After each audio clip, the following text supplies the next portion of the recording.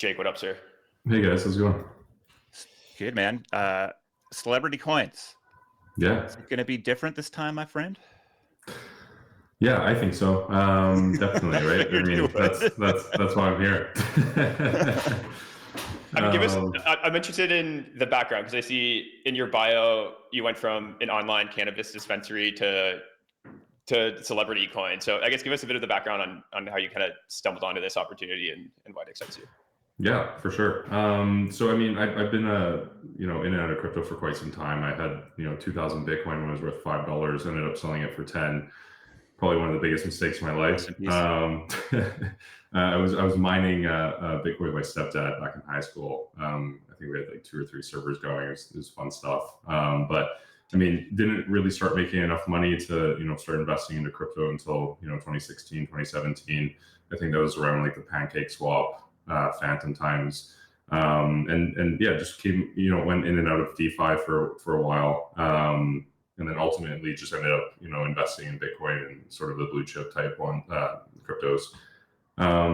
Opened up mood.com about 3 years ago, and then we ended up growing that to the fastest growing online dispensary in the United States. And then I wanted to jump into the crypto side because I see similar challenges in this industry, right? In terms of just regulation and overall, it's there's a lot of innovation that needs to be had in this space and a lot of friction that needs to get fixed, and that's what you saw on the cannabis side as well. Cool. So I mean, you had your first launch here with Neon, obviously a very well-known, I mean, one of the biggest streamers out there, frankly, Yeah. and I guess this is sort of the representation of the solutions to the problems that I think many would probably clearly recognize with the celebrity coins that have come before them. Can you maybe talk about those problems and then how you guys have solved them using this launch? Yeah, definitely. So I mean, yeah, a huge part of the problems with past celebrity launches was like, I mean, everyone was just kind of getting extracted, right? It was a huge extraction event. You saw, celebrities just kind of dumping on people, disappearing, and we solve all these problems at Thrust, right? We ensure the creator gets 0% of the supply. We ensure that they're, they want to be here, they're passionate, they want to invest and learn about crypto. And then we also act as, the intermediary in this case, sort of like a record label, right? So we make sure that they stick to their deliverables and they're here for a long-term commitment rather than risk. Essentially, we just don't want to risk anybody disappearing, right? Because I think that's arguably worse than, pumping and dumping. I mean, that also has its risks and concerns, but I mean, they can also disappear on their fans and their believers and their holders. Which is also a massive risk. So we're protecting for both sides in this case. How do you think about the, I guess, opportunity broadly with celebrity coins, I guess, from the consumer perspective? I think we've come through a number of cycles where, back in like the rally days, it was all about, access and, Sure. being kind of in the 1,000 True fan club. And then, there's kind of another school of thought of, find a celebrity early, bet on their success. If you're right, you kind of, share in that upside. I'm curious how you think about kind of the meta opportunity. Yeah. So, I mean, the long-term plan for Thrust, right? And it's not to just, keep launching celebrity coins. It's to drive that top of funnel awareness that's being captured by that greater audience or by those celebrities and drive it downwards into the small mid-cap creators that end up launching on the platform. So, I mean, what you see now is definitely kind of phase 1, and we're going to be working on phase 2, but I don't see it as, like we're making a lot of noise right now, but it's for good reason, and we plan to direct that noise down into small mid cap creators. The consistent theme on the show is asking the question of what's a token good for? How should we think about the value of these tokens in the future? Mm-hmm. I'm curious what the argument you make here is. Is this equity in these creators? Is this just a true meme coin in them? How should we think about the value here? So I think, the best way to explain this is you're capturing ownership of your, cultural participation, right? And essentially it's stored attention in the form of the asset of this token or coin or whatever you want to call it. So it's definitely not equity in this person, but it's equity in the attention that they're grabbing. And I think that creates that kind of flywheel effect where, I mean, price definitely continues to make noise, and it captures headlines, and that kind of adds to part of the story overall, right? So it's really just a stored, it's storing attention in this asset. And are you excited about, I guess, opportunities for, I don't know, maybe some percentage of revenue that these creators capture to flow back into the token, or kind of creating a tighter economic relationship, or is that not how you see these tokens fitting in? I mean, it would be nice to see. I just don't think that, the current SEC, rules and guidelines would allow for that at the moment, right? Yeah. So I think we have to kind of work with what we have at the moment. So right now it's speculative, but at the same time, I think that you can form some level of alignment between the creator fan relationship, and that kind of sets that market price. You clearly have some opinions on how tokens should be launched. I think did a pre-sale for this. There's I think 15% went into a pre-sale. Those are being vested out over the 21 days. So 7-day cliff, 21-day hourly linear vest. A bunch go into a liquidity pool. There's a 5% airdrop. Shout out to the Mother Treasury, got a percent dropping there, some community rewards, and then 53% locked invested over the next 5 years. How did you come up with that specific model, and what issues do you think that's solving or unlocking for you? Yeah, so what we wanted to do was really, give Neon a chance to prove his worth and value, right? And I was on a podcast a couple of days ago, and he brought up that Solana has like an average hold time of like under a minute or something, and that's just ridiculous, because you kind of live or die based on the first couple minutes of your chart, right? And like that can discourage creators in this case, and like that's the last thing that we want, right? So really, this was it was a experiment of how we should kind of set these tokenomics. Is it working? In my eyes, yes, it's definitely heading in the right direction. We haven't seen like a massive sell-off because the tokens have invested. So I think we really need Neon to step up to show that he is providing value to these holders over a long period of time. And I think all you can do is really consistently just kind of show up, right? At bare minimum. But I mean, we're going to keep iterating, right? And testing new ideas. And I think we're just kind of learning from, I don't want to call them mistakes, but like just reading feedback and willing to be open and encourage suggestions on how we can make this better.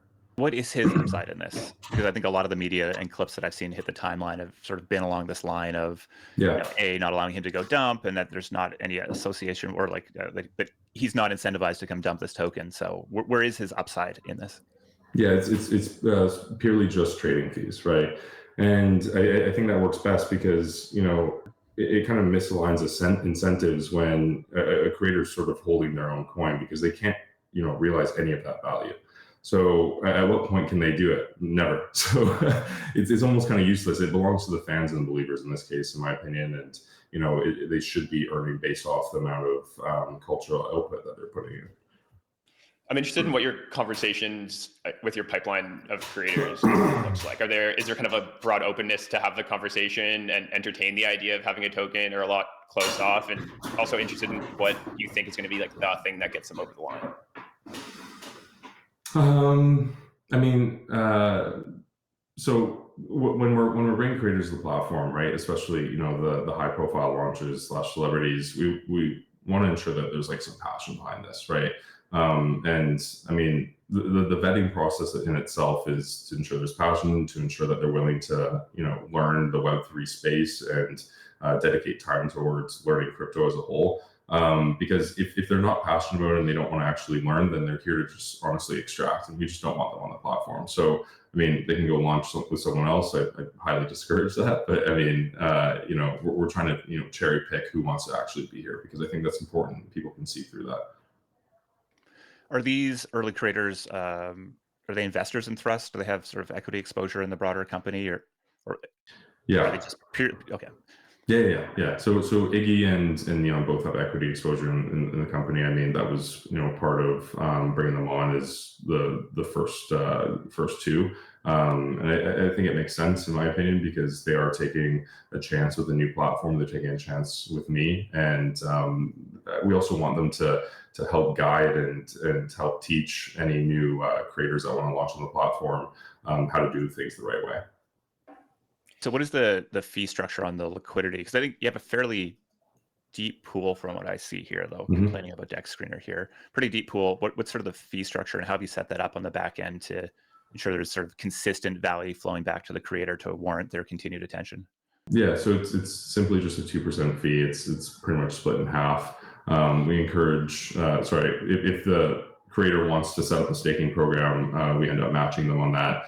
And really, the key here is that for thrust fees, we're reinvesting in the actual creator coins that are giving us those fees, right?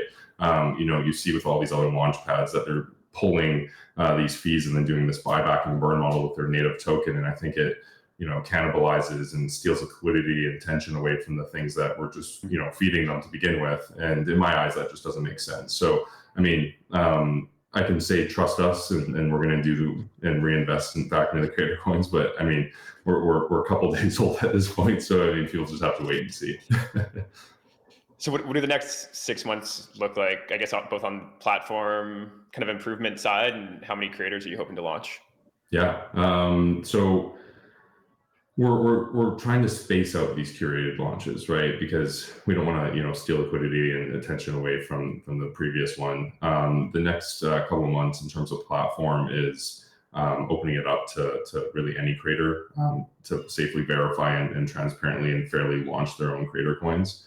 I think that's an important step because we do want to capture that attention that we currently do have, and that these celebrities and high profile creators are capturing, and drive that down funnel. So we really want the small to mid cap creators to also get this attention here, and we see this as a really beneficial marketing play that can benefit everyone and allow everyone to win in this case. I'm curious, from the structure of the first launch, what insights or lessons did you learn that you would take into the second one? I think we would have done a smaller raise. What did it end up clearing at? How much did that come in at? So it hit the hard cap of 1.5. So I mean, I wish we did a smaller raise and kind of captured that day one momentum. And really, I think we probably would have had more people kind of jump in at a lower market cap as well. So I mean, these are all things that we're learning, and we'll probably apply to the next one. We're learning day by day right now. I mean, it's tough to know how much demand will come in, especially when you have somebody who's generating. I mean, I don't know what the views are, or even how you would measure that across all the clips and stuff. He tracks them, so he did like 2.7 billion views last month. It's absolutely insane. Yeah, I saw a clip where he's saying he's spending nearly $1 million a month on clippers. Yeah.